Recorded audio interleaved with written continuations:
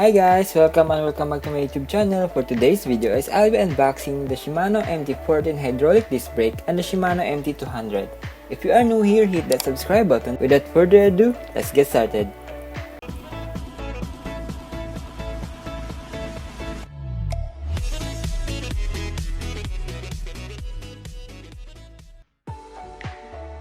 These are the Shimano hydraulic MT410 brake set. The first box is the left brake for front brake, and this is product of Malaysia. And the other one is the right brake for rear brake, yung sa likod.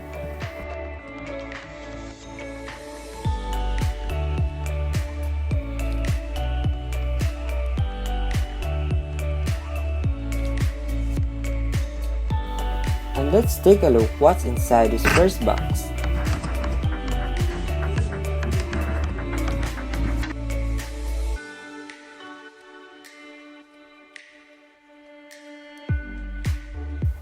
Ito yung brake lever ng MT410 Brakeset at dito rin nilalagay yung hydraulic oil. You can use any hydraulic oil pero mas prefer talaga kung Shimano hydraulic oil ang gagamitin mo for this brake set.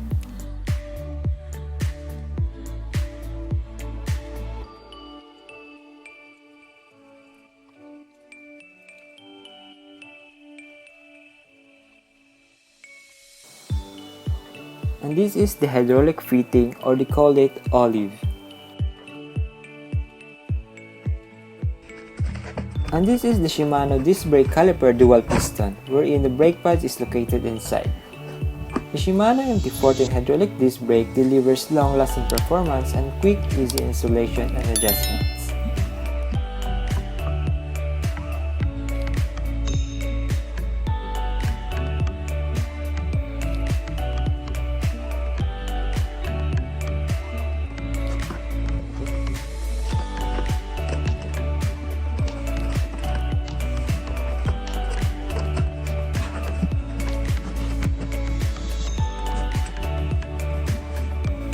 And this is the Shimano right brake for MT410 Brakeset. As you can see, this is 1700mm rear brake.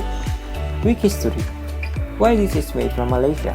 Shimano factory in Malaysia manufactures products including entry-level to mid-range group sets, and also pedals and wheels.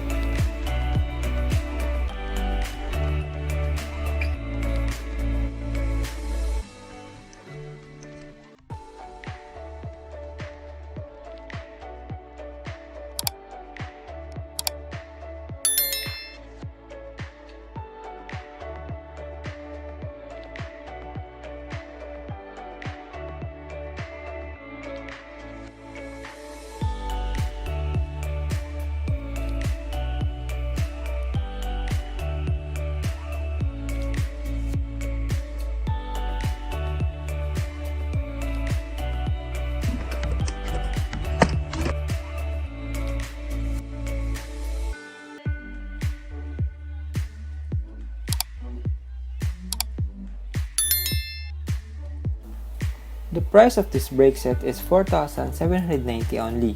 You can order it through Shopee, just click the link in the description below.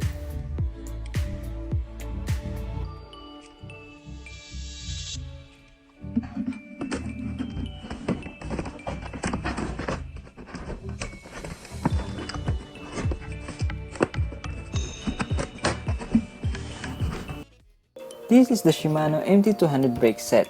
With one wheel bleeding, the Shimano MT200 Brakeset offers braking power adjusted for entry-level riders. This brake set is made from Malaysia. And this is the right or the rear brake.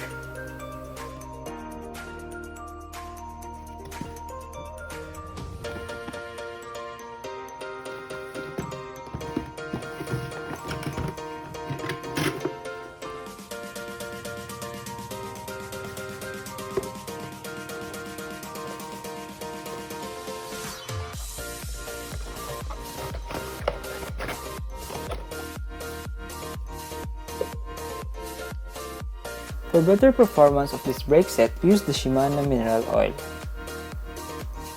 The caliper of this brake set is dual piston and compatible for 160mm and 180mm brake rotors.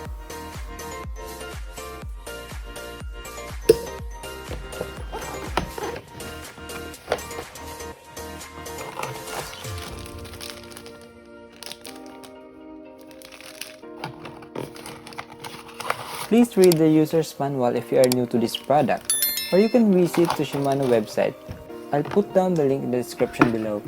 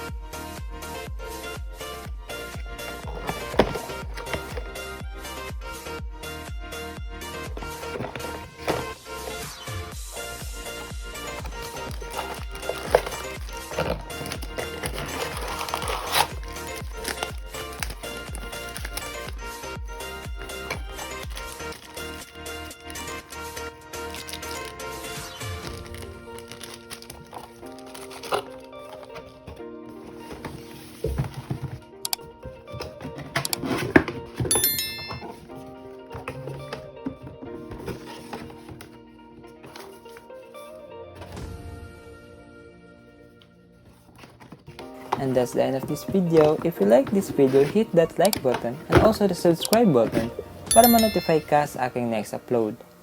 If you have suggestion, comment down below. Thanks for watching!